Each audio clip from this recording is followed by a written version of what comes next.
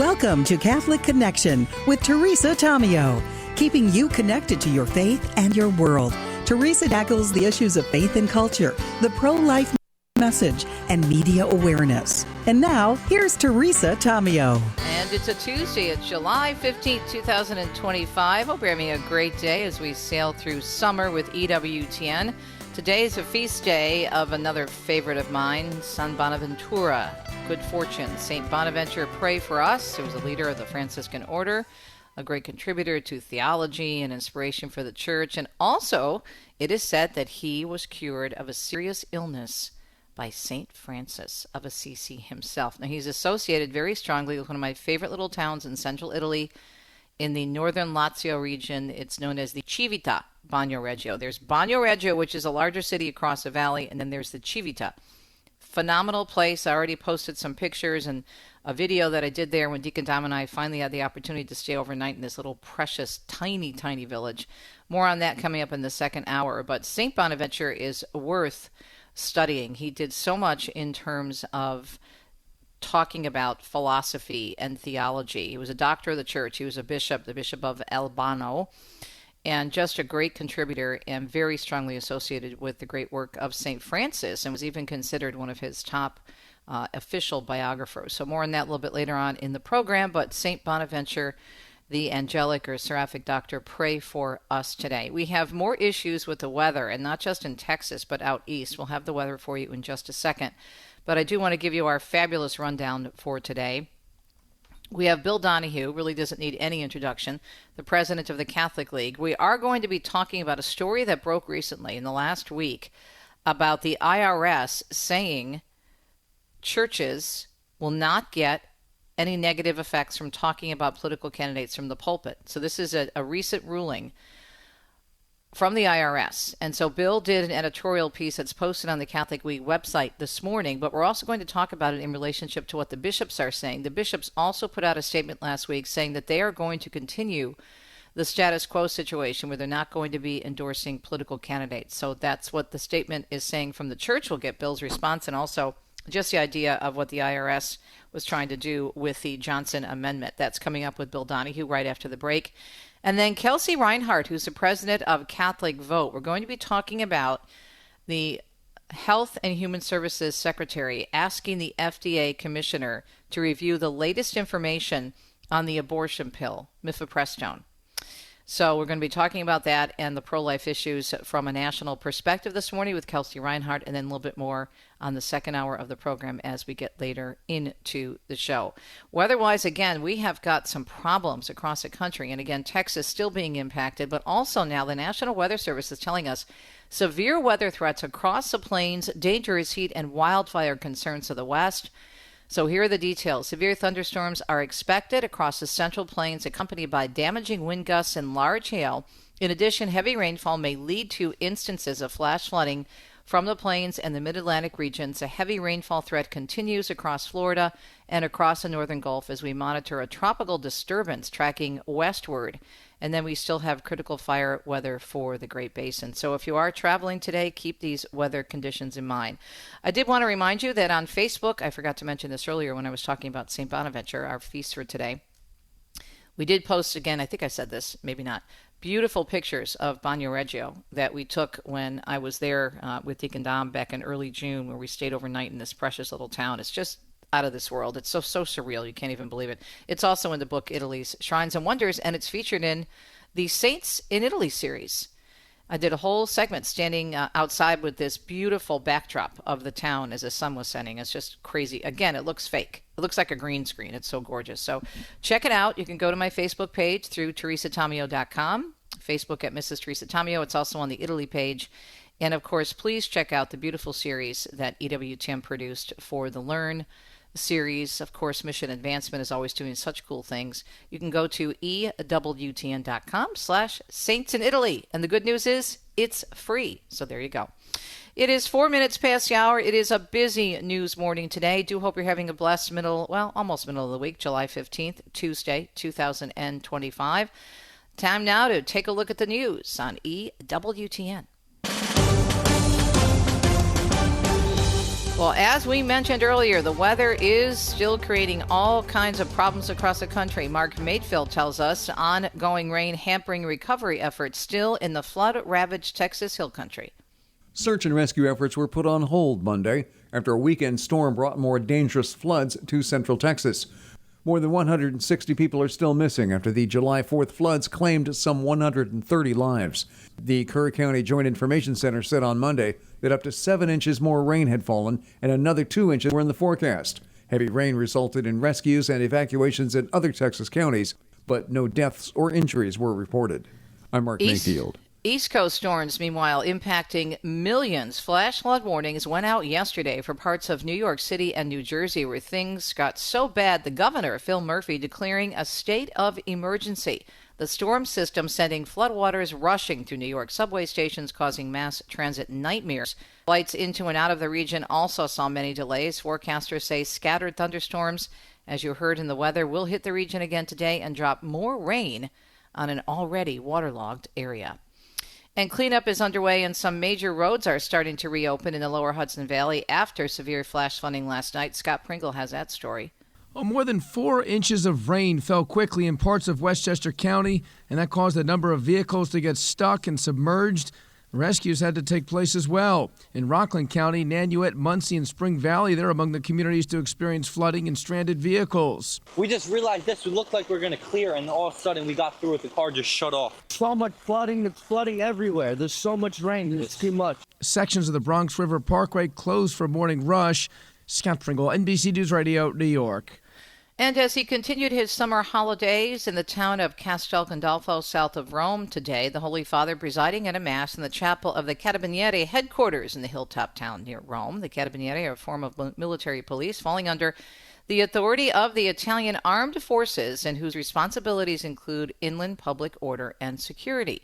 He recalled that they recently celebrated their 75th anniversary of the proclamation of the Faithful Virgin as patroness of their corps. In the wake of the Second World War, the Carabinieri looked to Mary's faithfulness, the Pope said, as a model of every officer's fidelity to the Italian people and their country. The Pope then expressing his gratitude to the Carabinieri for their noble and demanding service to the Italian people and for protecting the millions of pilgrims visiting Rome. In the face of injustices, he said, that wound the social order, do not yield to the temptation to think that evil can prevail. Especially, the Pope said, in this time of war and violence, remain faithful to your oath as servants of the state. Answer crime with the force of law and honesty. Governor Ron DeSantis was in Sarasota, Florida yesterday to take a victory lap over everything in which he says that Florida is ranked number one. And he also says there's now another area where the state is tops in the nation, religious liberty and freedom. The governor says Florida has been ranked number one by the Texas-based First Liberty Institute, a nonprofit law firm that litigates First Amendment cases. This is a comprehensive, peer-reviewed comparison of how all 50 states protect religious liberty through public law. And the governor also spoke about some of the criteria used to judge states' performance in religious liberty. It evaluates factors such as religious exemptions, protections for religious organizations and schools, and the freedom of individuals to live out their faith in both their private but also public lives. The governor claims religion is central to Florida's way of life, but has been under assault over the last 10 years. Meanwhile, the state of Florida is preparing to carry out its 8th execution of the year, and that will happen today. Michael Bell facing lethal injection for a 1993 double murder. If it proceeds as scheduled, it will mark the highest number of executions in a decade. Bell will be the 26th inmate executed nationwide in 2025, the most since 2015. President Trump will be placing a 100% tariff on Russia if there's no deal soon in Ukraine. We're going to be doing very severe tariffs if we don't have a deal in 50 days. While meeting with the NATO secretary, Trump also announcing a new deal to sell top-of-the-line weaponry to NATO, including defensive Patriot missiles meant for distribution in Ukraine. Trump had been blaming both sides for the continued war, but lately has been putting most of the blame on President Putin, adding he thought he had a deal in place about 4 times. A big victory again for the president from the Supreme Court. Brian Shook tells us the High Court allowing the Trump administration to resume layoffs at the Department of Education. U.S. Secretary of Education Linda McMahon is pleased at Monday's ruling. This is a real victory, I think, for the future of American education. McMahon said not being able to fire department personnel was a roadblock to the White House goal of returning education back to the states and out of the hands of the federal government. The court ruled 6-3 to lift a judge's order that reinstated employees let go in mass layoffs. I'm Brian Shook. Some officials say adequate staffing could have saved more lives in the deadly fire at a nursing home in Fall River, Massachusetts, that killed at least 9 people. International Association of Firefighters President Edward Kelly. Had they been staffed properly up to national standards, there would have been 8 more firefighters effecting rescues here last night. There's no doubt that would have made a difference in the amount of people that we lost. Kelly is calling on the mayor of Fall River to increase the number of firefighters per truck to 4. The Firefighters Union president, Michael O'Regan, says that in Fall River, lives are a budgetary concern, adding that the fire was an example of that. Major ice cream makers in the U.S. are eliminating artificial food dyes from their products by 2028. Health and Human Services Chief Robert F. Kennedy Jr. making the announcement yesterday. This is relevant to my favorite food, which is ice cream. And he thanked the manufacturers for getting on board with his latest push to eliminate bad dyes from food production. He went on to say he's a big fan of the dairy industry and will soon be announcing new dietary guidelines promoting whole milk, cheese, and yogurt. He said those items have been unfairly attacked over the past decades.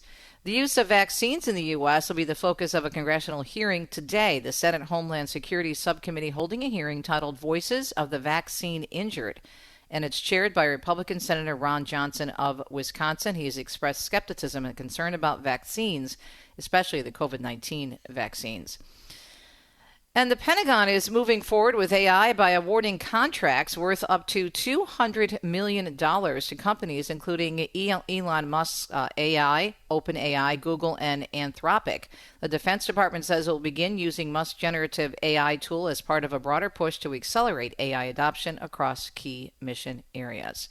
And Meta says it's going to crack down on unoriginal posts on Facebook, those that use other people's texts, photos, or videos.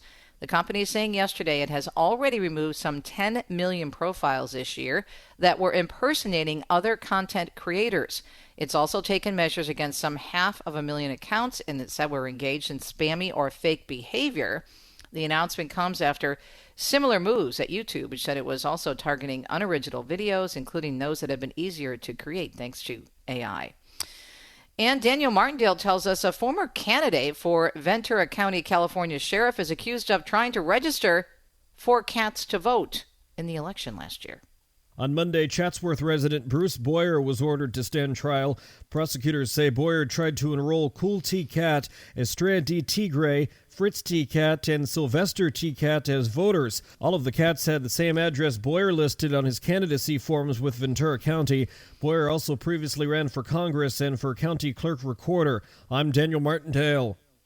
And it now costs a little bit more to mail a letter using the United States Postal Service. On Sunday, the price for that first-class mail forever stamp jumping from 73 cents to 78 cents. The price increase is part of the post office's 10-year financial stability plan. It's a Tuesday. Looking forward to chatting with Bill Donahue from the Catholic League. That's up next. Thanks for tuning in to Catholic Connection here on EWTN. We'll be right back.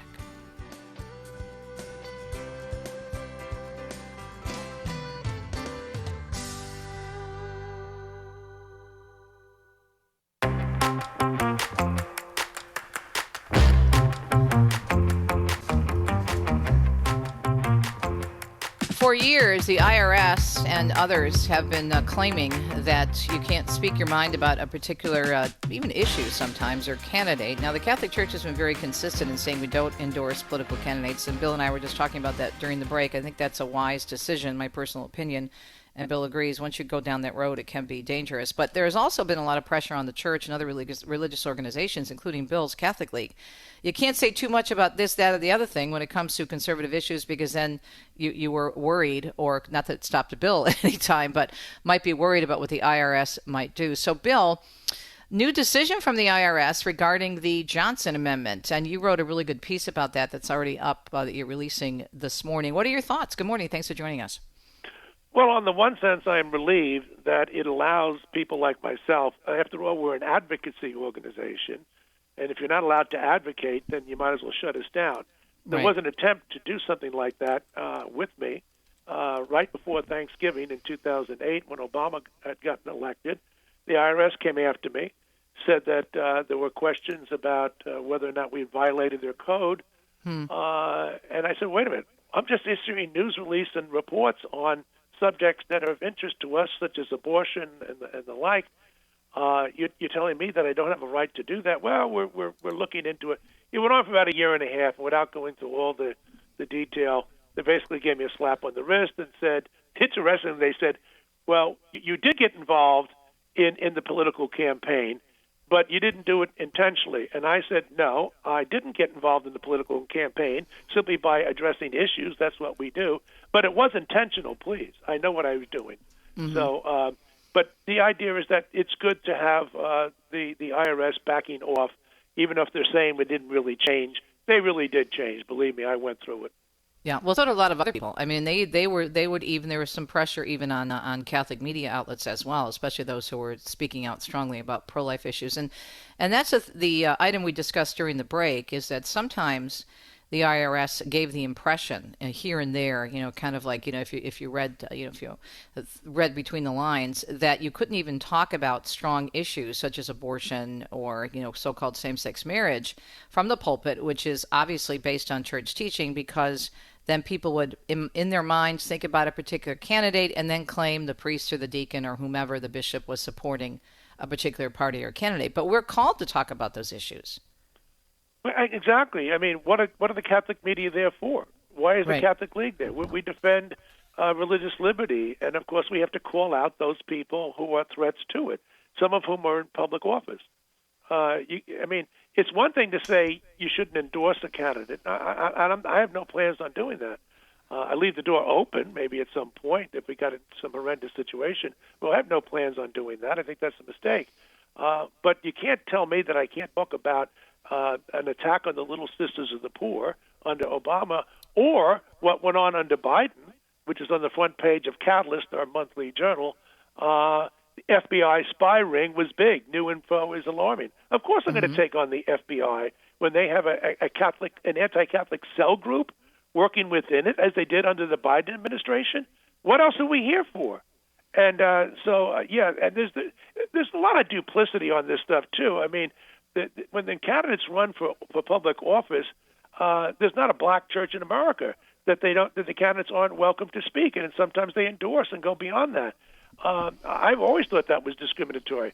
The Catholic Church, I have to defend the right of Archbishop of New York, Cardinal O'Connor, for his right to even address abortion. Was a big issue back in the 1990s on this. But yet, so this, like I say, this is rife for mischief, and it was impractical in the first place, the original code. They say they really haven't changed it. They had to change it, and it's at least it gives more. It's a more generous interpretation now, and I welcome it. Talking with Bill Donahue, president of the Catholic League. So we were discussing briefly during the break, what do you think of the bishops putting out the statement saying they're going to continue with the status quo and not endorse candidates? I agree with you. I think it's a good way to go. I don't think we should go down that road of endorsing candidates in the pulpit. By addressing the policies, it makes it clear to people how they feel. Now, the bishops on their policies, as we well know, take a more liberal position on immigration than many Catholics. They also take a very conservative position dealing with marriage and sexuality and abortion. So, but that's fine then, and then people will decide on the overall thing. Once you get into the micromanagement, I think that's a mistake. Do you think this will be a good news for, let's say, the priest who really wants to talk about the issue of life? Because oftentimes, and my husband's been through this as a deacon, he's been a deacon for almost 13 years now, you talk about abortion. You just talk about the issue with the church teachers, you quote the catechism, you quote JP2 or whomever, and then you get accused of being part of a particular party and pushing a particular candidate. When you're simply talking about the issues, for example, as you're about to go down for the March for Life or during October, which is, pro-life month, I'm hoping that more will feel free to speak out. What do you think? I think they will. I mean, don't forget, we do have some enclaves of some very liberal, for that matter, very conservative Catholic churches. So we pretty much know what the congregation is going to hear. The question is, most parishes, I believe, are not strongly one way or the other. So I don't see a glacial change in the way priests will talk. But during an election season, and, take the example I mentioned about the FBI spy ring, yeah, I mean, they really should be addressing that at the pulpit because, quite frankly, I'm their church every Sunday, and my church is fairly conservative. They almost never talk about these issues, almost never. Hopefully now they will. I wonder how many people even knew outside of Catholic circles, and folks who listen to us and follow you and follow our outlets realize what happened with that FBI craziness that went on under the Biden administration. And when they came out and said, it was only one office, I thought to myself, yeah, right. and I'm Irish. Yeah. No. Right? Yeah. Believe me, they don't know, because I have most of my friends are Catholic, and they're practicing for the most part, and they are. Some of them are aware of on the surface. They know there's something going on. They don't know the details, and I don't blame them. These people are busy taking their regular lives going on. But if they heard it from the pulpit, and I don't mean fire and brimstone, I don't mean that every single Sunday turn into a political exercise. I don't want that either. But they could at least make some comments.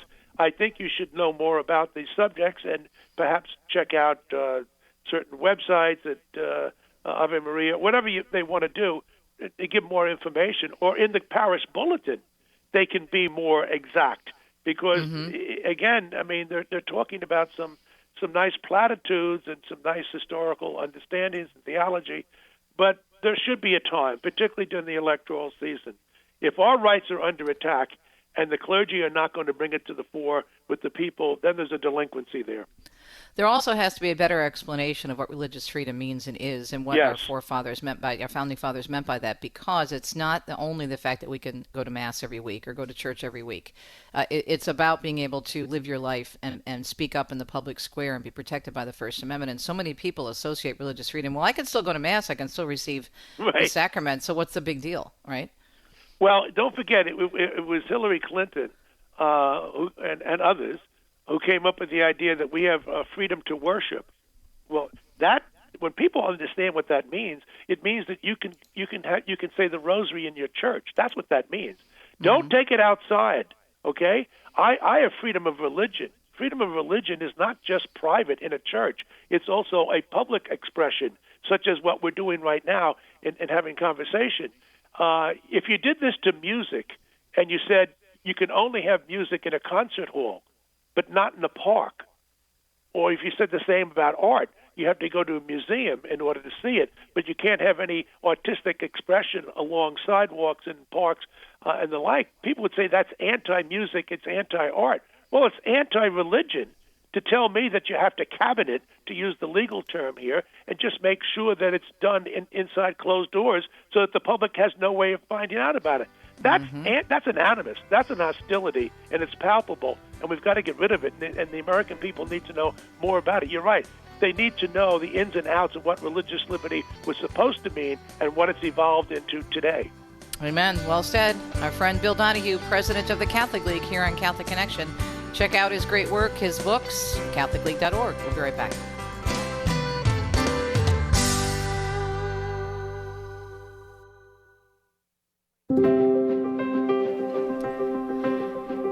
St. Bonaventure, pray for us. It is Tuesday, July 15th, feast day of the Angelic Doctor from Central Italy. Kelsey Reinhardt is on the phone with us this morning. She's the head of Catholic Vote, another wonderful organization that is out there defending our Catholic faith and freedoms, religious freedom. They do such a great job. Gosh, Kelsey, I know there's so much to talk about, but let's start with what's happening with the latest information and review on the abortion pill, mifepristone. And then I have so many questions for you on that, but other issues. Thanks for joining us this morning. What's the latest with the review of the information on the abortion pill? Well, the latest is that it's in the hands of the FDA Commissioner, Dr. Marty Makary, and we're very hopeful that there will be a rollback on what has been a sort of very loose policy implemented after after COVID and during the Biden administration. But I think it's worth taking a look at the entire history of mifepristone, of the abortion pill, to really see how absolutely politicized this medicine has been. And I'd love to go through that with you, Teresa. Sure, go ahead. Very interested to hear it. Yeah, I don't know that most people know that mifepristone was actually Planned Parenthood's idea to privatize abortion, to make it a do-it-yourself procedure at home. They began working on this and it was first synthesized in France in 1980 because they understood that the spread of abortion clinics, which had become popular after Roe versus Wade, were actually becoming increasingly unpopular. And so they thought that the legal tide was turning against Roe, which, as we know in Dobbs, did happen. And so they thought, if we can find a way to privatize abortion and make it a do-at-home procedure, it would keep this industry afloat. And so in 1998, only France and communist China had approved it. And this alone should give us pause. Hello, right? Yes, exactly. And 1989, the FDA banned mifepristone from being imported to the U.S., so there's historical precedence for this being banned. And then in 1993, President Clinton told the FDA to take another look, and by 2000, under pressure from the abortion lobby and still under Clinton, the FDA approved it. So I think we have to look at the politicization of this drug from the very beginning. It was understood to be very dangerous, and by 2011, just 11 years after the FDA had approved it, they had to implement a risk evaluation and mitigation strategy, or REMS for short. And that meant you had to go to a hospital or clinic to get it. 3 medical visits were required. And in some states, the doctor actually had to be physically present when the woman took the pill. Well, that makes sense because it's so strong and it's so dangerous. I mean, of course. And now it's just, get it through the mail. Get it wherever over the. This is insane if they're so concerned about reproductive health, right? And you're right, Teresa. That's what the EPP, the Ethics and Public Policy Center study showed, was that this is so dangerous. We were sold a lie. Well, and I don't know that any of us believed it in terms of the Catholic population or common sense folks, but we were sold a lie that it was as safe as Tylenol. And what the FDA did was another sleight of hand with the data. And we've seen that Robert Kennedy. Safe. Wait a minute. I have to stop you there. I want you to repeat that. As safe as Tylenol. So, over-the-counter pain medication you take for aches and pains or a headache, it's equal to is the same as mifepristone. Are you kidding me? Yes, and that's. I've never seen a study like the study that the the Ethics and Public Policy Center put out with the data that they did. The danger. There's 11% of these. The times that this was used resulted in sepsis, in hemorrhages, in hospitalization. I have never seen 11% of Tylenol patients hospitalized for use of Tylenol. This is really blatant politicization of the medicine. And again, they did a sleight of hand with the data. What did they do? They only compared the deaths of Tylenol with the deaths of the abortion pill. And, of course, not counting the deaths of the child, but just of the women and girls who took it. So this was a very blatant politicization of the Biden administration to say, it's safer than Tylenol. But fast forward to 2023, finally a U.S. district judge called it like it is, and they said that the FDA's process was flawed. And another panel of judges agreed. They didn't ban the drug, but they said at least it should not be sent by mail, not prescribed through telemedicine, require in-person visits. But then, of course, as we've seen with a lot of issues in our nation right now, another judge came along and said, wait a minute, these rules are creating access barriers. And so they rolled the restrictions back again. And now we have this science that's saying, we simply cannot go on with this being less regulated than antidiarrheals like Lomotil or Motofin. We don't even let people get over-the-counter Sudafed in some instances because we're worried about what teenagers or other actors will do with it. And so the idea that this is going to be less regulated than those drugs the science just doesn't bear it out. How much of this is related to the bottom line? Because they know, the industry, the abortion industry knows that it's getting more and more difficult. Word is getting out there, especially with the last election, that even if people call themselves pro-choice, they want limits, a lot of limits on abortion. And they know they're losing support, but they need the money. And this is a quick fix in terms of the dollar, right?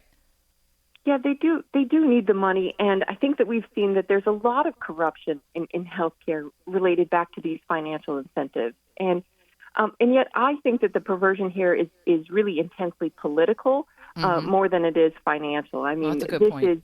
This is something that just no honest researcher and statistician can respond to the fact that there's 11% of women are experiencing these complications like hemorrhage, sepsis, surgery, hospitalization. I mean, that's 22 times higher than the FDA's claimed rate. I mean, look at Abby Johnson's experience in her book, right? Unplanned. And she talks about that in the book, and we saw it in the film in terms of what she suffered when she took the abortion pill. It is such a lie, Kelsey. It's so political, but they just lie completely. And women, their health is being greatly affected in the course of lives of the children.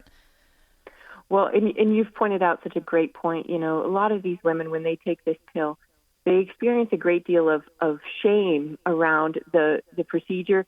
They're at home having sepsis, having hemorrhage, you know, and they're afraid to call into their doctor. And these complications, you know, worsen because, you know, they're embarrassed what they've done. People don't know that there's an abortion pill reversal procedure out there, which I think is really important to proclaim, and that's experienced a lot of censorship on online and whatnot. But you know, there's so much harm that's happening to women, and it's really happening in these you know, in the privacy of their homes, where you know they're afraid to even admit to themselves that this is so dangerous, you know, or they don't have the medical capacity to recognize that they shouldn't be bleeding to the extent that they are, and so this pill is dastardly. It is so devastating for women and girls.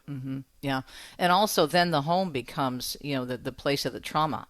It's bad enough when women have that experience at an abortion facility, but then the home becomes a place of the trauma. And so they have this ongoing psychological fallout and spiritual fallout because of what happened. I mean, this is just so ridiculous. The abortion pill is equal to Tylenol.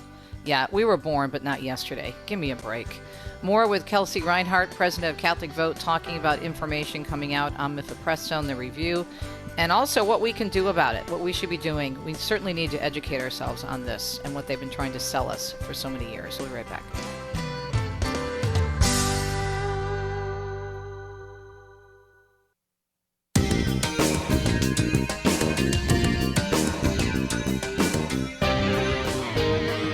39 minutes past the hour. Welcome back. You know, thinking about our beautiful gospel for this weekend on Sunday, the Good Samaritan, and how the Lord tells the man of the law, kind of turns everything on its head. And the Pope talked about this in his homily on Sunday, and so did our associate pastor. And I discussed this in 2 Cents yesterday in the second hour of the program.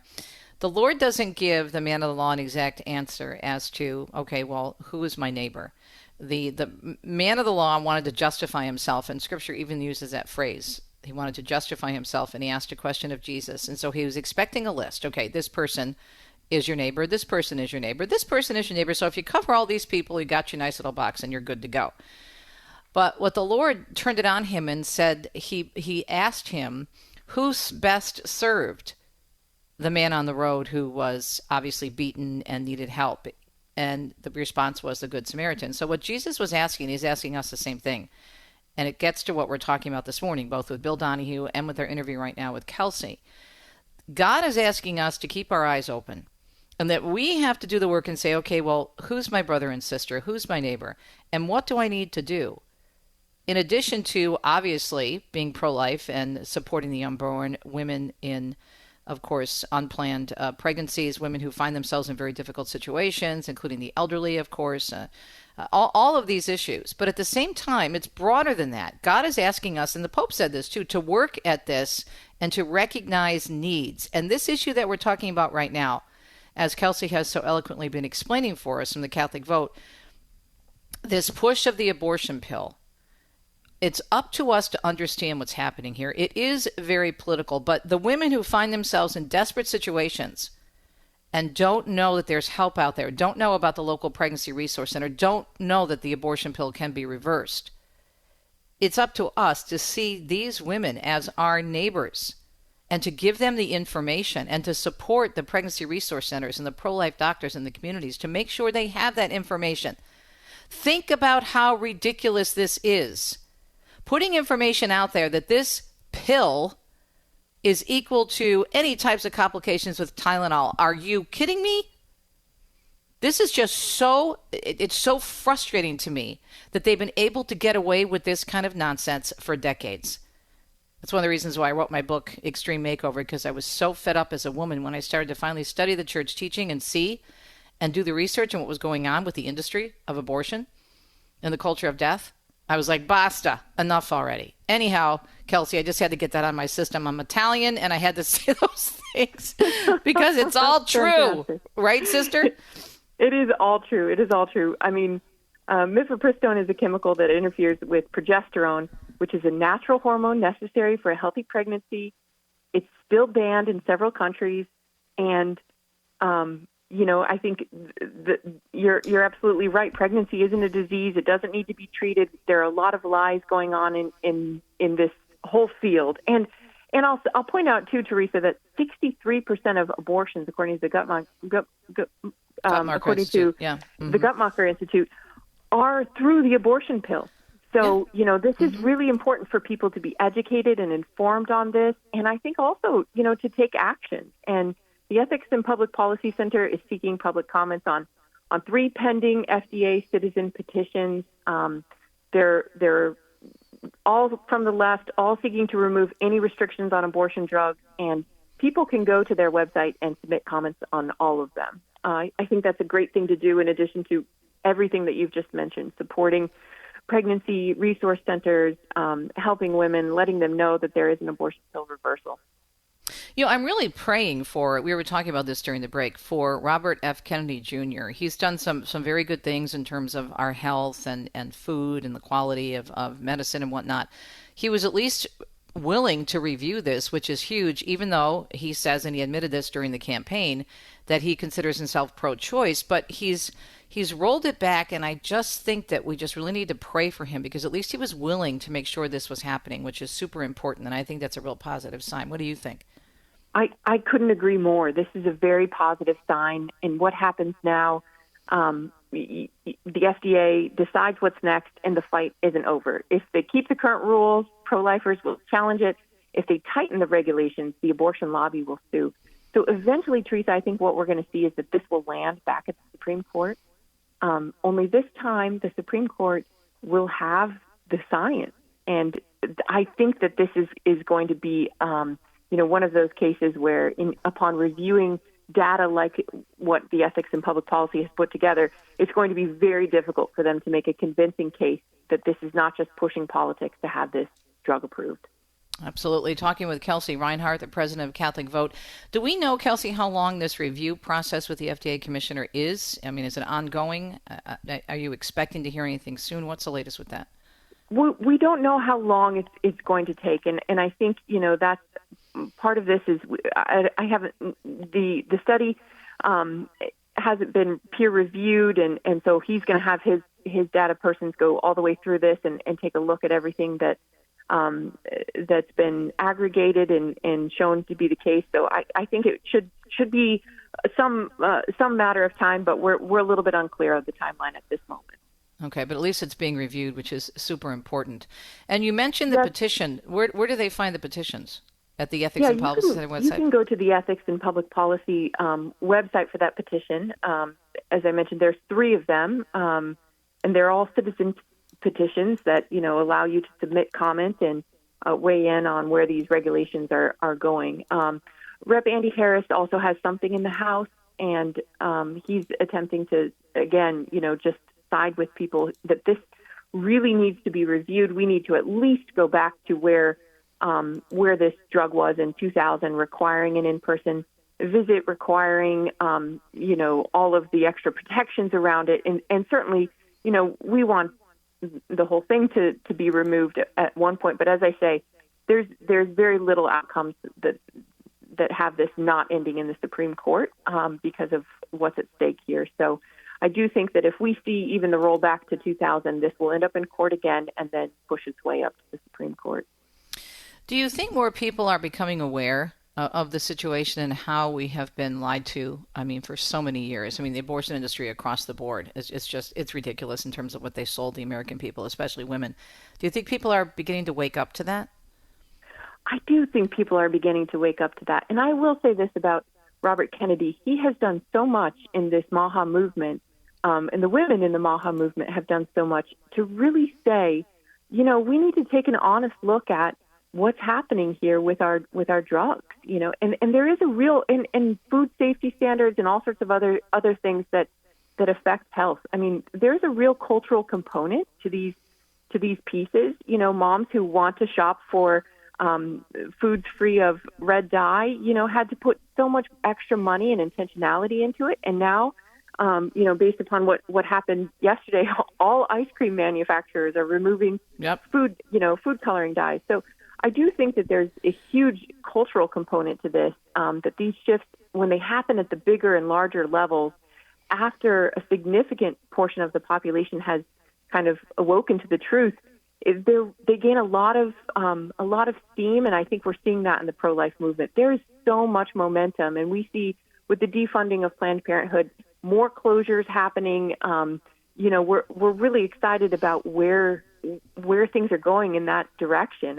It's actually gaining a really terminal velocity here, and we just need to think creatively about how to advance on some of these new fronts, regarding mifepristone and the abortion pill and others.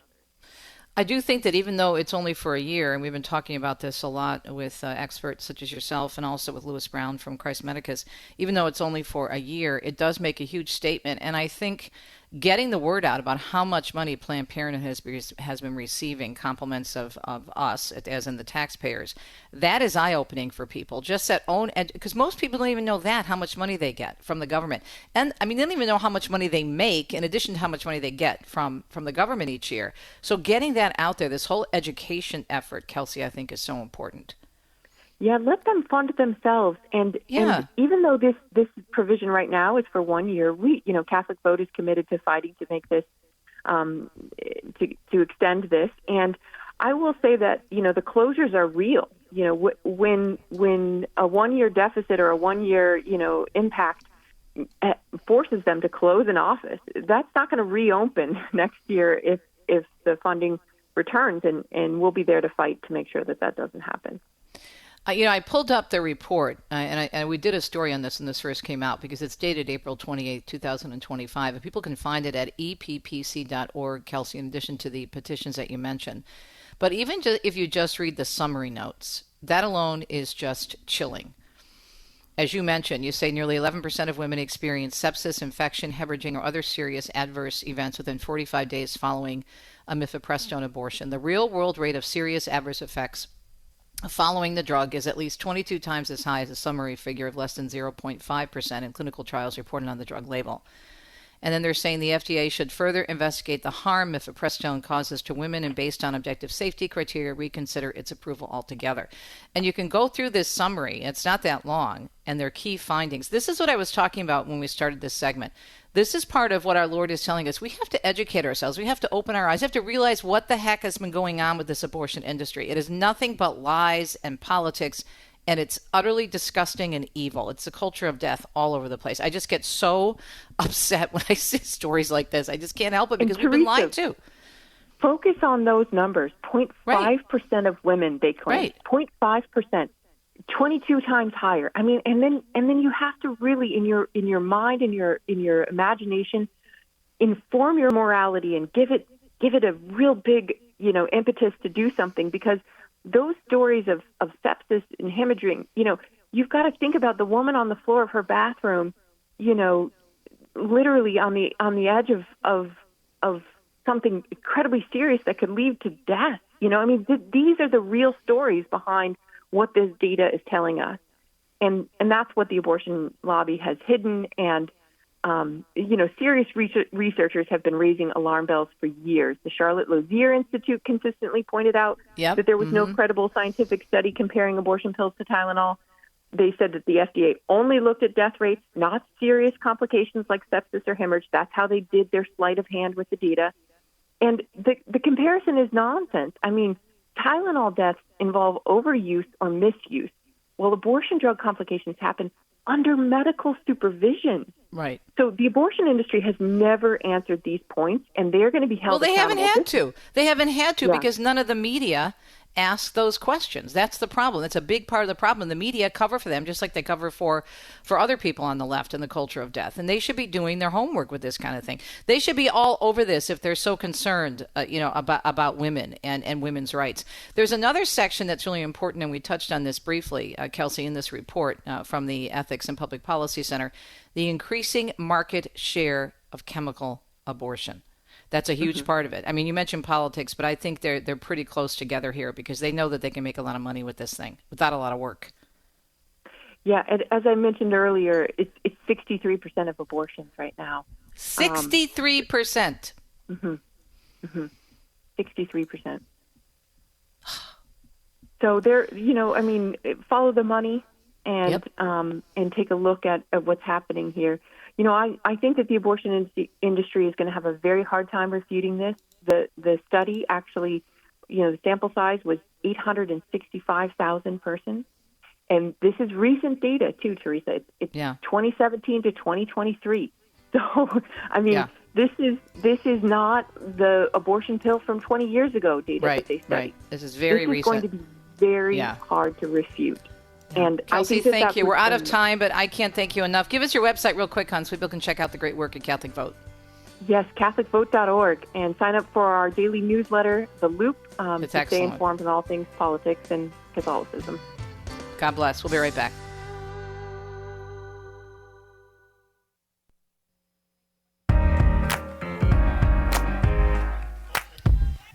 Thanks so much for tuning in to Catholic Connection on a Tuesday, July 15th. Coming up in the second hour on EWTN Radio Extra. Very excited to talk with the retiring Will Theirfelders. Now, he was 21 years presidency at Belmont Abbey College. I had the opportunity to meet him when I spoke there for a pro-life fundraiser. What a great man. And, of course, we are going to be talking about this in our Newman Guide News this morning. And then also prior to that, we are going to be taking a look at the saint of the day and the town that is closely associated with him. We're going to talk about Saint Bonaventure and the Civita, Bagno Reggio. I am telling you, you need to put this on your Italy bucket list. But there's so many great stories about Saint Bonaventure, his closeness to, of course, the Franciscan order, and his St. Francis healing that he had, and the little cave chapels in the Civita where he prayed. I mean, it's just an amazing place to go. It's got a lot of beauty, but it also has a lot of beauty related to our faith. So we'll talk about that in our next hour of Catholic Connection. And please, please, please do some homework regarding the situation with this abortion pill. We need to know. We need to know the truth. And as our Lord said, the truth will set us free. We have been sold such a line of nonsense and lies and evil with the culture of death, especially as it pertains to women and abortion. It is just the opposite of what they've been saying. It's nothing about reproduction, and it certainly isn't anything about health.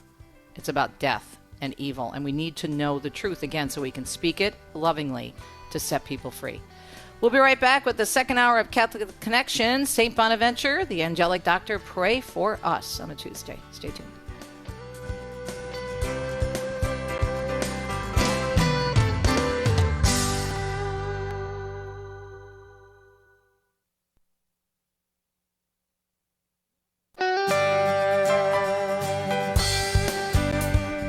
Welcome to Catholic Connection with Teresa Tamio, keeping you connected to your faith and your world.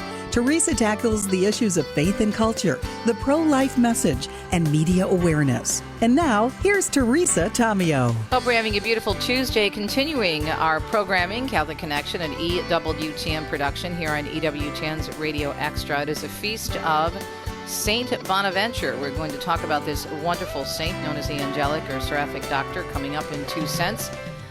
I have a real affinity to him because he is from an area very close to where Deacon Dominic and I reside when we are in Italy, in central Italy. He's only about an hour from us. His relics are in the city of Bagnoregio, which is right across from another teeny tiny town where he is also very closely related, the location of the Civita, also known as the Dying or the Floating City. I will explain, but I do want to encourage you to first sign up for, and we're going to talk about this in 2 cents, the free Saints in Italy series. It's part of our wonderful Learn series through Mission Advancement. You may simply go to EWTN.com/Saints in Italy, and you can see the different segments that we've done. It is free. You have an opportunity to purchase the book. It's based on the Italy Shrines and Wonders book from EWTN Publishing. But I do have an entire segment on reflections from the dying city. And I will explain in the break, or after the break, I should say, after the break, and when we go into 2 cents, why they call it the dying city.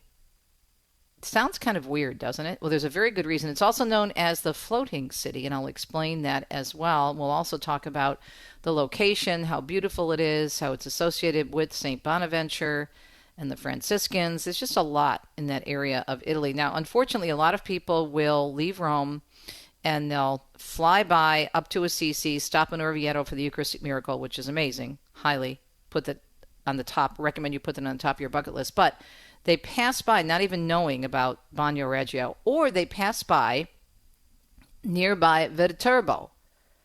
Viterbo is known as the city of the popes. That's a hugely important, beautiful little town that also has St. Rose of Viterbo. And then Machina. Well, that's a whole other story. I can't get into that today. But get the book, Italy Shrines and Wonders, and sign up for this series because the series is free. EWTN.com/Saints in Italy. So we'll talk about that in 2 cents. And I'm very excited, as I always am, for our Newman Guide News with Kelly Salomon from the Cardinal Newman Society. Today we're going to have a special guest along with Kelly, who's also very special, of course. We are going to be joined by Dr. Bill Theirfelder, the president of Belmont Abbey College. He is actually stepping down, retiring after 21 years. He's done so much to really turn that school around and reinvigorate the college's Catholic identity. 21 years he served. I had the opportunity to meet him at a fundraiser I did there for them for their Pregnancy Resource Center, and he's such a dear man, and he also has a very interesting athletic history, and I'll explain the fun story related to that when I first met him. It is a Tuesday. Do hope your Tuesday is going well on this feast day of the wonderful St. Bonaventure. Weather still causing us problems, and not just in Texas. What National Weather Service is saying, severe thunderstorms are expected across the Central Plains, accompanied by damaging wind gusts and large hail. In addition, heavy rainfall may lead to instances of flash flooding from the plains and the mid-Atlantic regions. The heavy rainfall threat continues across the state of Florida and across the northern Gulf as we monitor a tropical disturbance tracking westward, and then we have critical fire weather for the Great Basin. That's a look at the weather. Keep that in mind if you're going to be heading to any of those affected areas, because there's a lot of bad weather out there. And that's how we start our news on a Tuesday morning, July 15th, here on EWTN Radio Extra, taking a look at what's happening in and around the world. Here we go. Well, as we mentioned, rain and bad weather, a very, very big story continuing. Mark Mayfield tells us ongoing rain still hampering recovery efforts in the flood-ravaged Texas Hill Country. Search and rescue efforts were put on hold Monday after a weekend storm brought more dangerous floods to central Texas. More than 160 people are still missing after the July 4th floods claimed some 130 lives. The Kerr County Joint Information Center said on Monday that up to 7 inches more rain had fallen and another 2 inches were in the forecast. Heavy rain resulted in rescues and evacuations in other Texas counties, but no deaths or injuries were reported. I'm Mark Mayfield. Meanwhile, East Coast storms, as we mentioned in the weather forecast, impacting millions as well. Flash flood warnings going out yesterday for parts of New York City and New Jersey, where things got so bad the governor, Phil Murphy, declared a state of emergency. The storm system sending floodwaters rushing through the subway stations in New York, causing mass transit nightmares, and flights in and out of the region also saw numerous delays. Forecasters again say scattered thunderstorms will hit the region today and drop more rain on an already waterlogged area. Scott Pringle tells us, meanwhile, cleanup underway and some major roads are now starting to reopen in the lower Hudson Valley in New York State after severe flash flooding last night. More than 4 inches of rain fell quickly in parts of Westchester County, and that caused a number of vehicles to get stuck and submerged. Rescues had to take place as well. In Rockland County, Nanuet, Muncie, and Spring Valley, they're among the communities to experience flooding and stranded vehicles. We just realized this. We looked like we were going to clear, and all of a sudden we got through it. The car just shut off. So much flooding. It's flooding everywhere. There's so much rain. It's too much. Sections of the Bronx River Parkway closed for morning rush. Scott Pringle, NBC News Radio, New York. In other news this morning, as he continued his summer holiday in Castel Gandolfo on Tuesday, Pope Leo XIV presiding at a mass in the chapel of the Carabinieri headquarters in the hilltop town just south of Rome. The Carabinieri are a form of military police who fall under the authority of the Italian armed forces and whose responsibilities include inland public order and security. He recalled the Carabinieri recently celebrating the 75th anniversary of the proclamation of the Faithful Virgin as a patroness of their corps. In the wake of the Second World War, the Carabinieri looked to Mary's faithfulness as a model of every officer's fidelity to the Italian people and nation. Pope Leo then expressing his gratitude to them for their noble and demanding service to the Italian people and for protecting the millions of pilgrims visiting Rome. In the face of injustices, he says, that wound the social order, do not yield to the temptation to think that evil can prevail. He said, especially in this time of war and violence, remain faithful to your oath. As servants of the state, answer crime with the force of law and honesty. Governor DeSantis was in Sarasota yesterday taking a victory lap over everything in which he says Florida is ranked number one, and he says there's now another area where the state is tops in the nation, religious liberty. The governor says Florida has been ranked number one by the Texas-based First Liberty Institute, a nonprofit law firm that litigates First Amendment cases. This is a comprehensive, peer-reviewed comparison of how all 50 states protect religious liberty through public law. And the governor went on to explain some of the criteria used to judge states' performance in religious liberty. It evaluates factors such as religious exemptions, protections for religious organizations and schools, and the freedom of individuals to live out their faith in both their private but also public lives. The governor is saying religion is central to our way of life, but has been under assault over the last 10 years or more. Florida is preparing to carry out its 8th execution of the year today. Michael Bell facing lethal injection for a 1993 double murder. If it proceeds as scheduled, it will mark the highest number of U.S. executions in a decade. Bell would be the 26th inmate executed nationwide in 2025, the most since 2015. President Trump will be placing a 100% tariff on Russia if there is no deal soon in Ukraine. We're going to be doing very severe tariffs if we don't have a deal in 50 days. While meeting with the NATO Secretary General, he announced a new deal to sell top-of-the-line weaponry to NATO, including defensive Patriot missiles meant for distribution in Ukraine. Trump also has been blaming both sides for the continued war, but lately has been putting most of it on President Putin, adding he thought he had a deal in place about 4 times. A big win, another one from the Supreme Court for President Trump. Brian Shook tells us the Supreme Court is now allowing the administration to resume the layoffs at the Department of Education. U.S. Secretary of Education Linda McMahon is pleased at Monday's ruling. This is a real victory, I think, for the future of American education. McMahon said not being able to fire department personnel was a roadblock to the White House goal of returning education back to the states and out of the hands of the federal government. The court ruled 6-3 to lift a judge's order that reinstated employees let go in mass layoffs. I'm Brian Shook. Some officials say adequate staffing could have saved more lives in the deadly fire at a nursing home in Fall River, Massachusetts that killed at least 9 people. Here's the head of the International Association of Firefighters, the president, Edward Kelly. Had they been staffed properly up to national standards, there would have been 8 more firefighters effecting rescues here last night. There's no doubt that would have made a difference in the amount of people that we lost. Kelly is calling on the mayor of Fall River to increase the number of firefighters per truck to 4. Fall River Firefighters Union President Michael O'Regan says that in Fall River, lives are a budgetary concern, adding that Sunday night's fire was an example of that. Also making news this morning, ice cream makers in the U.S. are eliminating artificial food dyes from their products, and they'll do that by 2028. Health and Human Services Chief Robert F. Kennedy making that announcement yesterday. This is relevant to my favorite food, which is ice cream. And Thank the manufacturers for getting on board with the latest push to eliminate bad dyes from food production. Kennedy went on to say he's a big fan of the dairy industry and will soon be announcing new dietary guidelines promoting whole milk, cheese, and yogurt. He said those items have been unfairly attacked over the past decades. And the use of vaccines is the focus of a congressional hearing today. The Senate Homeland Security Subcommittee holding a hearing entitled Voices of the Vaccine Injured. It's chaired by Republican Senator Ron Johnson of Wisconsin. Johnson has expressed skepticism about vaccines, especially the COVID-19 vaccines. And Meta says it's going to crack down on unoriginal posts on Facebook, those that use other people's text, photo, or videos. The company is saying yesterday it's already removed some 10 million profiles this year that were impersonating other content creators. It's also taken measures against some 500,000 accounts it said were engaged in spam or fake behavior.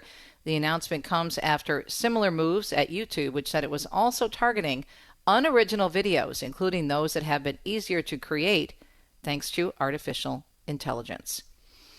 And get this is a true story. A former candidate for Ventura County, California sheriff, accused of trying to register 4 cats to vote, as Daniel Martindale tells us, in last year's election. On Monday, Chatsworth resident Bruce Boyer was ordered to stand trial. Prosecutors say Boyer tried to enroll Cool T. Cat, Estrella D. Tigre, Fritz T. Cat, and Sylvester T. Cat as voters. All of the cats had the same address Boyer listed on his candidacy forms with Ventura County. Boyer also previously ran for Congress and for county clerk recorder. I'm Daniel Martindale. It now costs a little bit more to mail that letter using the post office. On Sunday, the price for a first-class mail forever stamp jumped from 73 cents to 78 cents. A price increase is part of the United States Postal Service's 10-year financial stability plan.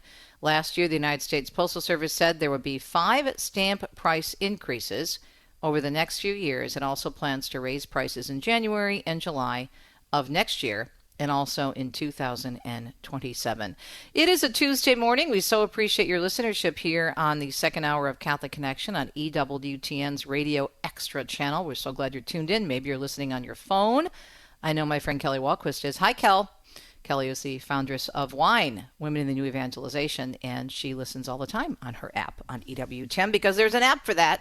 So keep that in mind. Coming up, we are going to be talking about a wonderful saint and a beautiful place associated with him. It is one of the coolest places in Italy. You simply have to go. It's a must-do.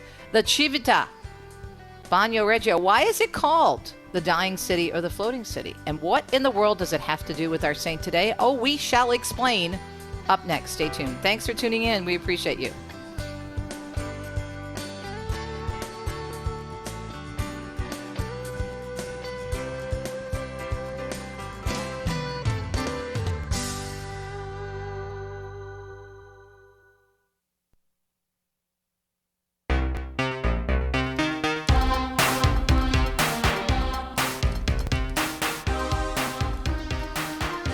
Hope you're having a great day.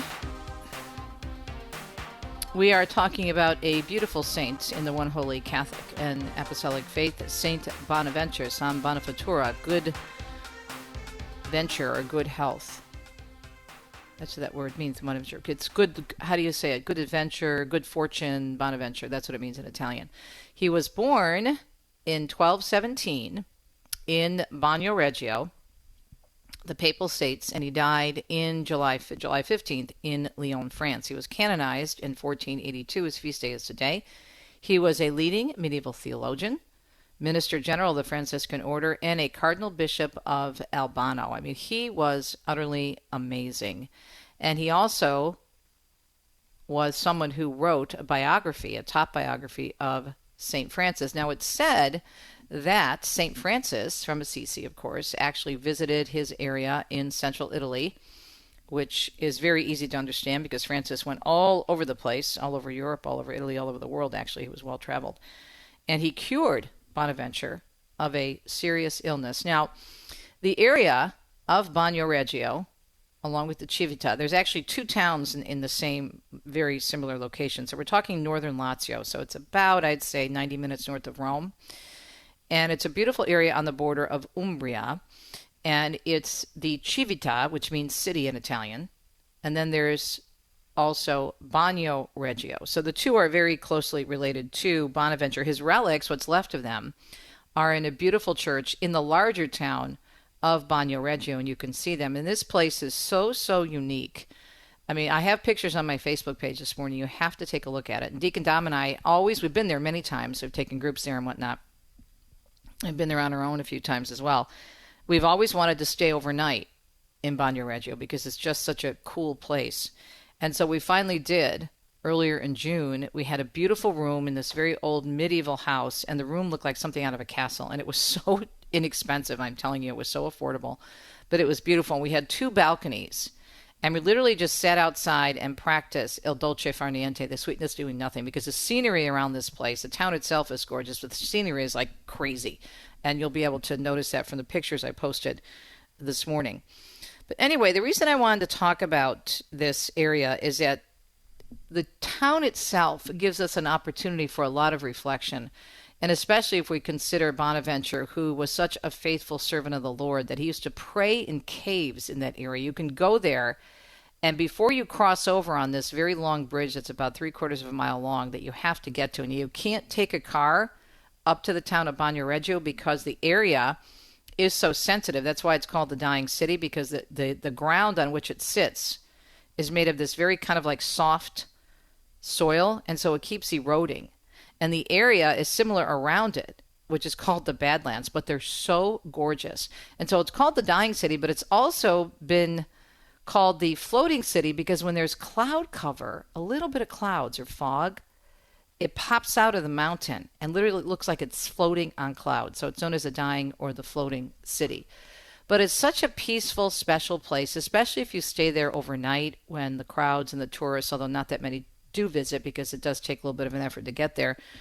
But there are lovely little shops, and there's cute little wine bars, and also some very well critiqued restaurants as well that are of Michelin star standard. So it's a great place to hang out. You can't spend more than a day there. There's not much to do, but there's a lot to take, I think, from being called the Dying City and what it represents for our faith. And so that's why I featured the town in my series, which is based on my book, Italy's Shrines and Wonders.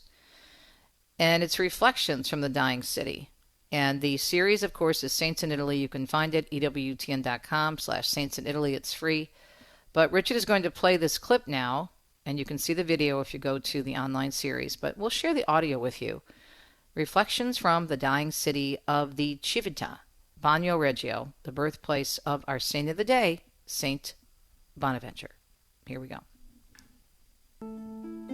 Benvenuto, welcome once again to the EWTN Learn series. I'm Teresa Tamio, continuing our journey through Italy. We're in a very unique location, one that is certainly off the beaten path. What's behind me, and it is early evening in Lazio. We're on the border of Lazio and Umbria in central Italy.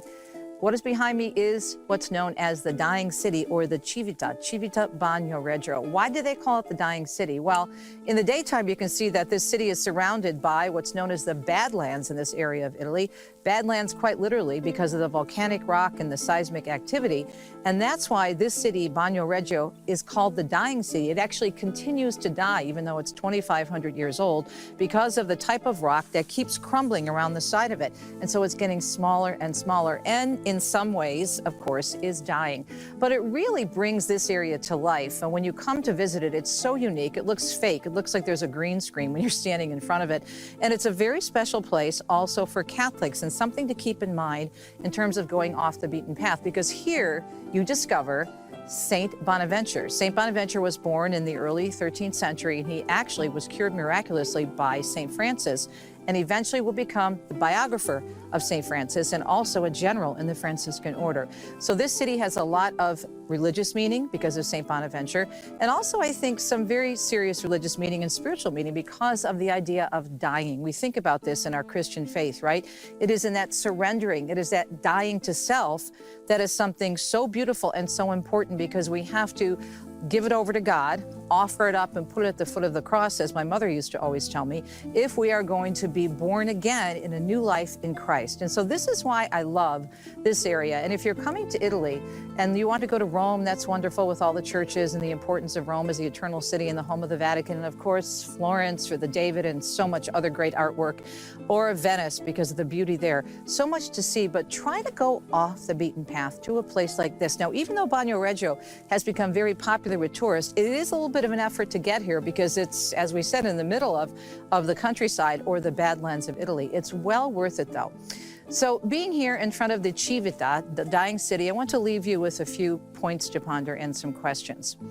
When you think about something dying, do you think about it as something beautiful? And are you willing to die to yourself and see that as something very important in your relationship with Christ?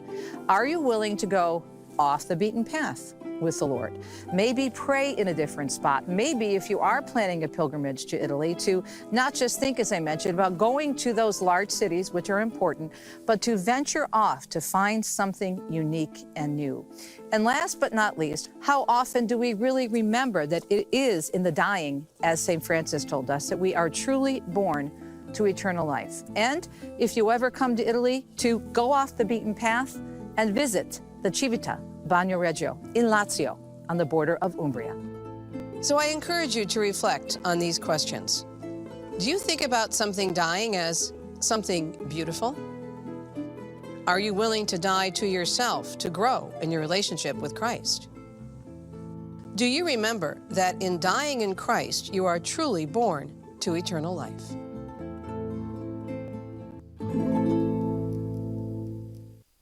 I do hope you check out the Saints in Italy series. It was so beautifully produced. The visuals and the editing were done so well. And again, you can find that at EWTN.com/Saints in Italy. Reflections from the dying city of the Civita, Bagno Reggio, the birthplace associated with the great saint, Saint Bonaventure, a doctor of the church. And here's a quote which ties directly into what we were discussing in that Saints segment from Saint Bonaventure. If you learn everything except Christ, you learn nothing. If you learn nothing except Christ, you learn everything. Now, if that doesn't say it all, and if that doesn't summarize what we were talking about in that video clip that we played for you, I don't know what does. And that's the way St. Bonaventure lived his life, all things Christ, right? That's what my pastor always told me, my spiritual director, all things Christ. And we need to continually die to ourselves if we are to be born again to eternal life. And that is why I love the town of Bagno Reggio, because it's technically dying, because it keeps getting year after year just a little bit smaller, but it continues to rise above this very ominous valley and location in Italy and remind us of something very, very beautiful. Thanks for listening. We'll be right back on a Tuesday. St. Bonaventure, pray for us.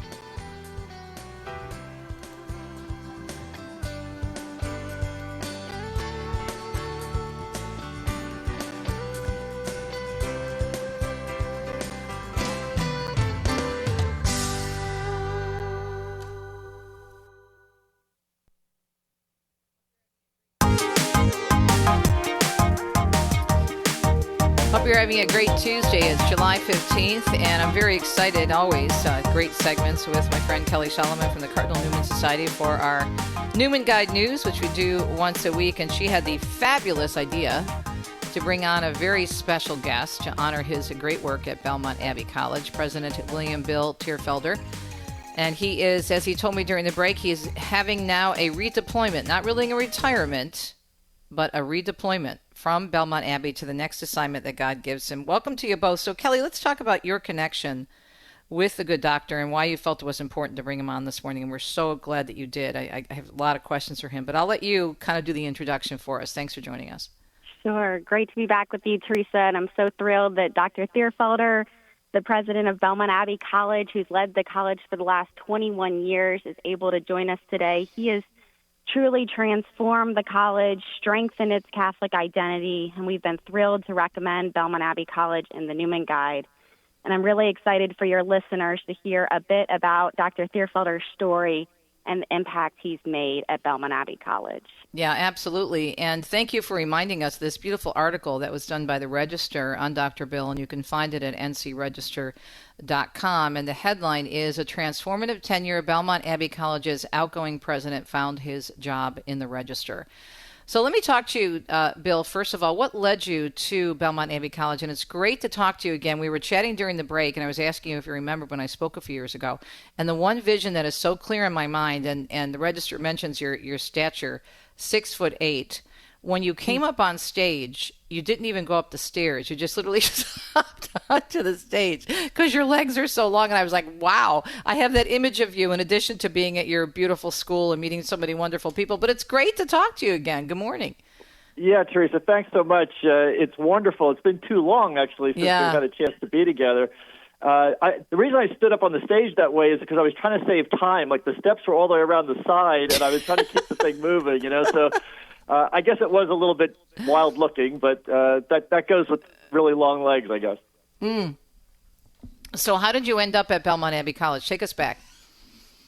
Well, again, it's kind of a long story, but my whole life has been divine I mean, everybody's life is divine providence, right? Whether you recognize that or not, but it's true. I mean, God is always working in you and through you, and so I had no intent of ever being in higher education. I had been in sports medicine and sports law and sports business, and I was reading the National Catholic Register, right? And out of the corner of my eye, I caught the word Benedictine. It turned out, I looked over, it was an ad for the president of Belmont Abbey College.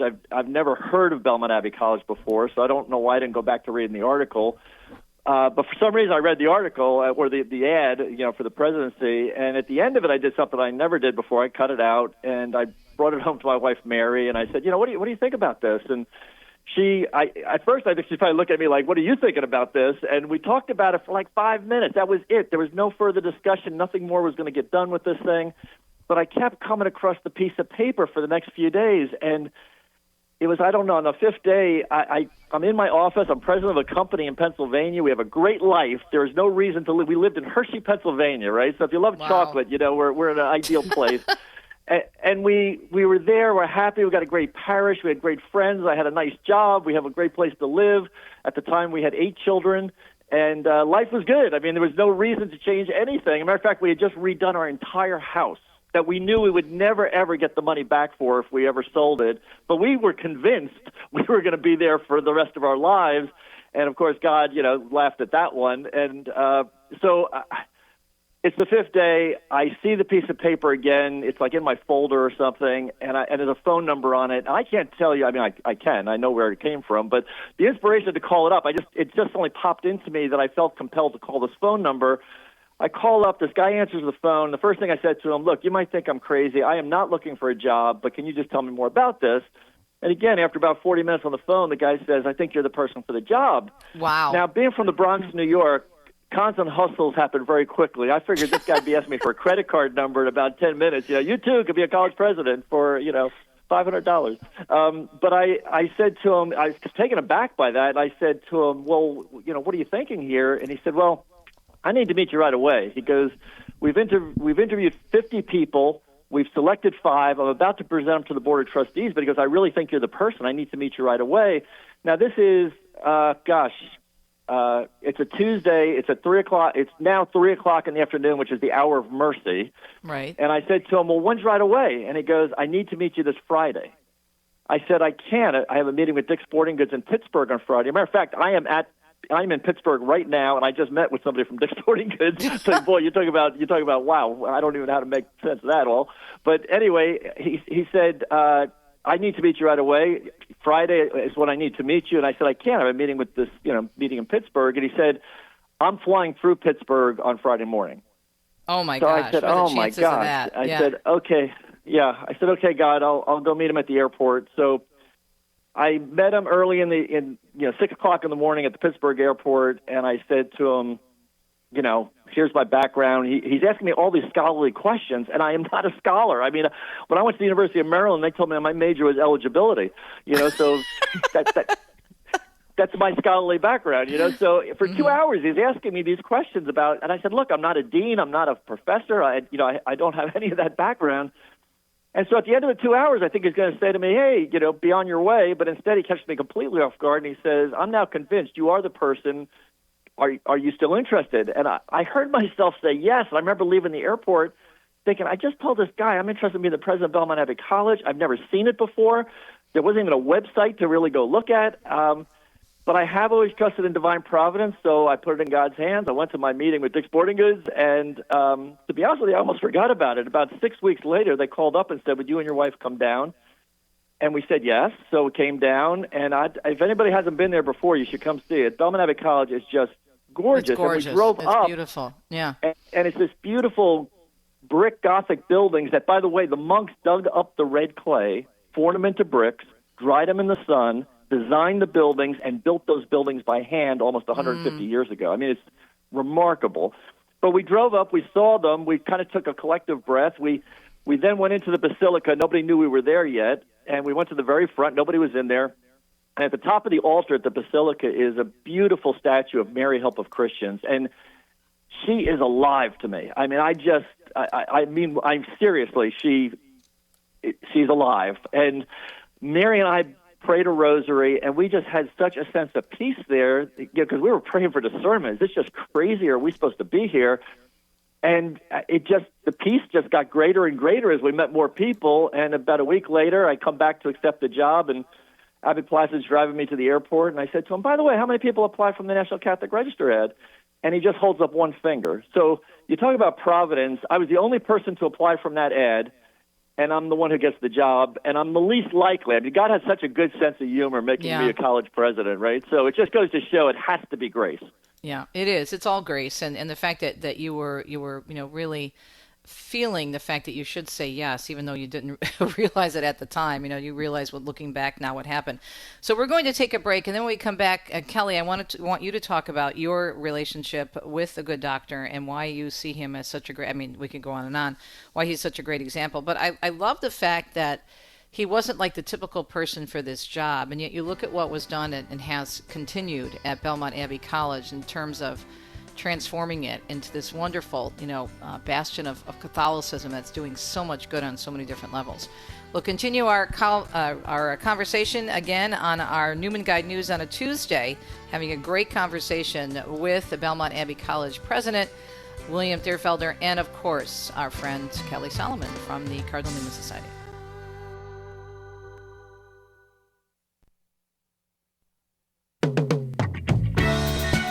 So Kelly Salomon has done such a great job with this segment, the Newman Guide News on Tuesdays from the Cardinal Newman Society, always open to her great ideas. And last week she wrote me and she said, what do you think about me bringing Dr. Bill on? I said, oh my gosh, I love him. He's amazing. I would love to have him on because I met him and spoke at the college, as I mentioned, and I just knew of his work. So Kelly, let me ask you why you thought it was important to bring Bill on with us this morning to talk about the influence he's had on Belmont Abbey College. What does it mean to you? Yes. Dr. Theirfelder has done so much good for Belmont Abbey College and really the renewal of Catholic higher education overall. It's such a great shining example now at Belmont Abbey College. I'd love for him to share more about how he strengthened the college Catholic identity, what we've seen with the Honors College at Belmont Abbey, with the integration of sport and virtue on the campus, building up the St. Joseph Adoration Chapel. There's so many great examples. Dr. Theirfelder, if you can share a bit more about how you've strengthened the college. But wait, Kelly, I want to hear how you met him, though. How did you meet Bill? Tell us that first. Dr. Theirfelder, well, we have a great connection. My husband and I were graduating from Mount St. Mary's universities with our master's degrees in business, and my husband was all lined up for a job in finance. I came across one ad for Belmont Abbey College's tennis coach. So I'm hearing some similar things in these stories that we've been sharing today. So my husband applied because we both just read Dr. Theirfelder's book on sport and virtue, and we were really inspired by it as athletes ourselves.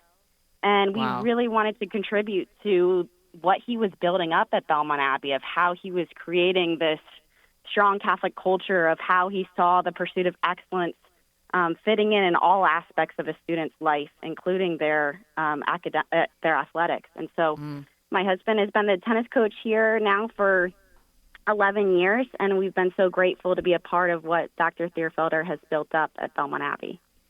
Yeah, Doctor, you've also done so much in addition to sports and virtue. I mean, you've also done so much in the pro-life area as well.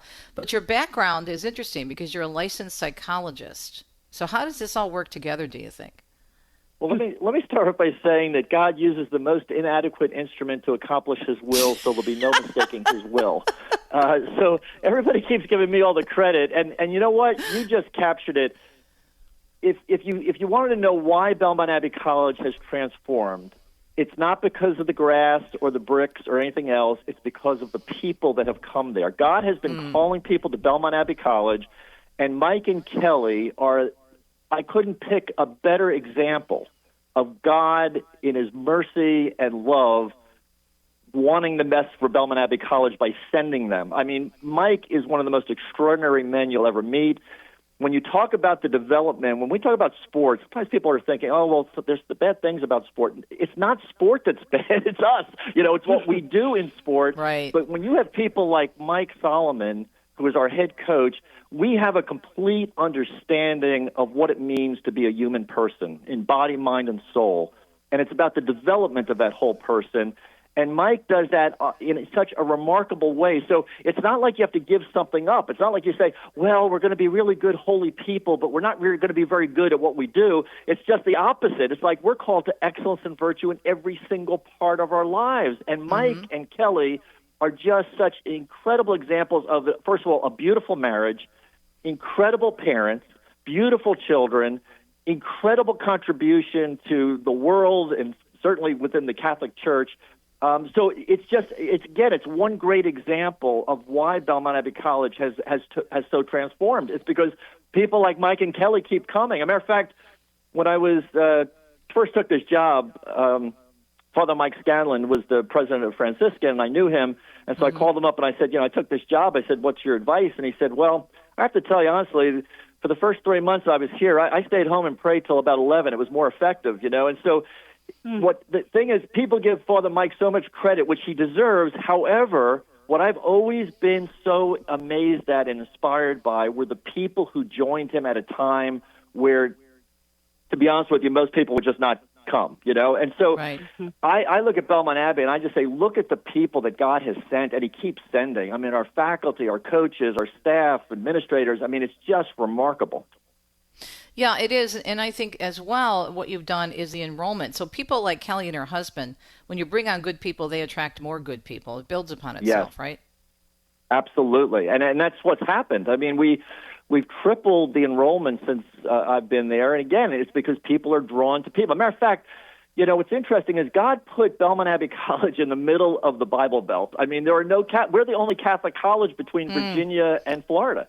Yeah, it's kind of like EWTN, the middle of Alabama. Yes, it is. It's like a Mother Angelica, I mean, the whole state of North Carolina is only right now currently about 4.5% Catholic. So God put us here for a reason, and I believe He put us here to evangelize in a place that, didn't have many Catholics, and many people didn't understand Catholicism. And so what's amazing is that when people come to the college, whether they're Catholic or not, they are immediately drawn in because, first of all, the charism of the Benedictines is to welcome each guest in persona Christi, as Jesus Christ. So it's like no matter who you are, where you come from, what your background is, we love you. Come on in. And people sense that immediately. And again, the people that have come have that capacity to love and to give of themselves and to sacrifice for others. And that is like the most powerful attractor you'll ever find, right? I mean, love is the most motivating thing to any human being. And so that is why so many more students and, again, faculty and staff and so many people have come to the Abbey. Yeah, it's amazing. We're talking with Dr. Bill Theirfelder, the 20th president of Belmont Abbey College, and he announced recently a few months ago, back in February, that he was stepping down from this particular position, retiring August 2nd. But, of course, he said he's looking for his next assignment, being redeployed by the Lord. And I love that because it reminds me of the analogy of being in God's army. We're all out there on the front lines, with standing up against spiritual warfare and attacks on the church. Also on the phone with us, of course, is Kelly Salomon, who joins us every Tuesday for our Newman Guide News from the Cardinal Newman Society. Kelly, how many people are interested now in Belmont Abbey because of what Dr. Bill has developed over the years? Well, I hear it personally from families all the time who call me up in my role at the Cardinal Newman Society. Our web traffic to the Newman Guide online has grown substantially. We're reaching hundreds of thousands of families online every year. We are also bringing back the print version of the Newman Guide this fall so that families can find a good, faithful Catholic college. And, we only recommend about 10% of America's Catholic colleges in the Newman Guide, and that's why Belmont Abbey is such a shining example, and I'm so grateful Dr. Theirfelder was able to come on and witness to, how a Catholic college can strengthen its Catholic identity and draw in more families that are looking for an education like this. Yeah, I love to see, Doc, the students. I cover the March of Life every year for EWTN, and I love to see the kids from Belmont Abbey College. It's always a really strong presence. Do you find that the graduates are like the Kelly Salomons and her husband, although they didn't attend Belmont, but like them in terms of sticking with their faith and understanding what they learned about the Catholic faith at the college level and carrying that on into society? Do you follow up on your students? Absolutely. And by the way, we love seeing you at the March for Life. You're usually up at the cameras there with EWTN. You got you're in the skybox there. Yep. So it's great to see you. We usually wave as we go by. But yeah, that's what that is. To be honest with you, what is a college about? I mean, you could say, well, it's about getting an education. Well, it's not just this utilitarian idea of getting some knowledge. It's about, again, the development of the whole person. And so the formation is just as important as the education that you're going to receive. And Abbot Leo Haid, who was the first abbot and bishop of North Carolina and of the Abbey, he, during the prayer of blessing of the cornerstone of the administration building in 1886, said, "The work and prayers here shall spread God's blessing over this beautiful country in the years to come, when perhaps few of you who are listening to me now shall be among the living." And I love that because the work and prayers is the ora et labora of the Benedictines. Right. And the way that it's going to be spread over this beautiful country in the years to come is the students. They are the fruit of the work and prayers here, and they are quite literally God's blessing that is being spread over this country. And every graduation to me is like a beating heart. These students are leaving, they're going out, they've been formed, they've been educated, and again, they're sacrificial people. They know how to love others, they know how to give, they know how to, just love God and love their neighbor. And it's just inspiring to see, and, we're going to change the world. I know people are very, very much in despair with all the things going on in the world today. It only takes one person, and we got thousands of people leaving Belmont Abbey that are doing this, and these are the future parents and husbands and wives of parents, future careers, workers in all different fields. They are going to make the difference. They are going to change the world. And by the way, Cardinal Newman Society Schools, Patrick Riley's done such a tremendous job there, and bringing us all together just further strengthens that vision. You can see it so clearly when you look at the other institutions in there of the students that are leaving and going out into the world. Well, you know what I think is so encouraging, and Kelly and I talk about this every week, being able to really embrace your faith as a Catholic doesn't always happen necessarily on a quote-unquote Catholic college. And you know this, Dr. Bill, because there's many colleges that have that title but don't really apply the faith and actually discriminate against the kids who are trying to just live out their Catholic faith and follow the teaching. Kelly and I were doing a story a few weeks ago about a student, bless her heart, at another university, which is Catholic, technically Catholic. And she is a convert to the faith, and she went to this Catholic university thinking this is going to be great. I'm going to just excel in not only my studies, and I'm really going to embrace my faith and learn so much. And she ends up being like an apologist, but constantly battling for 4 years. Now she is an apologist. She works for Catholic Answers, so it's a Romans 8:28 situation where she learned a lot. But I just can't even imagine going through that. When you become a Catholic, you're so excited about the faith. You go to a quote-unquote Catholic college, and then you end up battling every single day. Not the case at Belmont, which is so refreshing. Yeah, and it's kind of interesting because many of the other schools in the Newman Guide are in more Catholic areas where you'd say 95% of their students are Catholic. Again, God put us in kind of a mission territory. He put us where there weren't a lot of Catholics, and so we do the important work of not only supporting those that are Catholic, but also hopefully inspiring through love and drawing people into the Catholic faith. And every year we have many conversions to the Catholic faith at the Abbey. One thing that's interesting is you would think at a Catholic school you might not need something like Focus, which is the Fellowship of Catholic University Students. Right. We have Focus on campus that's so integrated into our campus ministry you wouldn't even know the difference. We have like over 200 students in Bible study alone. I mean, it's really amazing, and so it's a vibrant life. As a matter of fact, we had this wonderful thing we did. I recommend this to anybody in any organization. We read the entire Bible from beginning to end continuously last Wow. year, and it was unbelievable. It was 24/7. And I remember I was reading one night at like 2 o'clock in the morning, and the wind was blowing, and it was dark, and I felt like the Holy Spirit there. And we had a speaker, by the way, so this was being projected out. And it was amazing to even listen to yourself reading the words of God. It was just inspiring. It was just wonderful. And so there's so many wonderful examples of how God is working, through and in us at the Abbey. So I know you said during the break when we were talking, Doc, that you were hoping to come back and teach. Anything else you're praying about in terms of how God will use you in the future?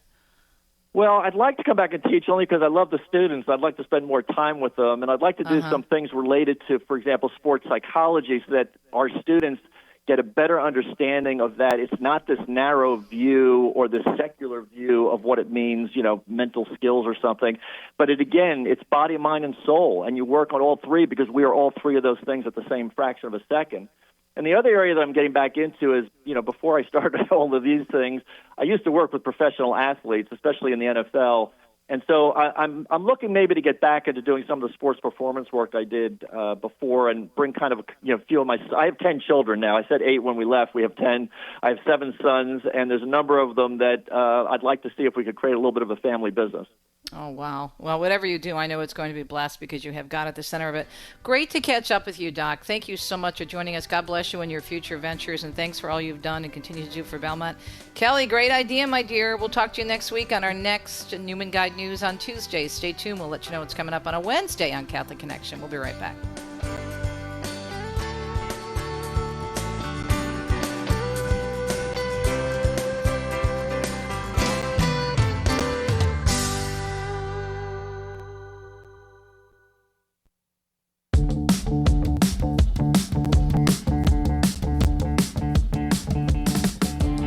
Welcome back, Catholic Connection on a Tuesday, wrapping things up on the Feast of St. Bonaventure. Coming up tomorrow, of course, it will be Joan's Rome. She will give us up-to-date information on Pope Leo, the audience, and also the latest on tickets, or maybe not, for the canonization. The Vatican has decided no tickets will be handed out. We'll talk about that tomorrow. I think that's not a good idea, but nobody asked for my opinion. Not that they should. I'm just saying it's going to be a little bit crazy. So if you are going to the canonizations in September of Blessed Pier Giorgio Frassati and Carlo Acutis, you need to get there bright and early, as in at the crack of dawn, if you want to get a seat, because it's going to be busy. Very honored to have George Weigel joining us in the second hour on his Pomp and Circumstance book. Very excited. And don't forget, it's Wednesday, so that means we'll also have Shrines and Wonders Wednesday. Not sure what I'm going to talk about tomorrow, because I did cover St. Bonaventure, the Civita today, but who knows? Italy has so much to offer. It is the gift that keeps on giving. So we will take you to a particular section of Italy, or maybe talk about another saint. I can't wait. So again, looking forward to that. Joan Lewis, Shrines and Wonders, George Weigel, and of course, 2 cents. So I do hope that you can stay tuned for the entire 2 hours tomorrow. And don't forget, all the information on our programming and all the great stuff that we do, radio, TV, online, can be found at EWTN.com. Have a great Tuesday. Talk Jonah Wednesday. A domani. Ciao, ciao.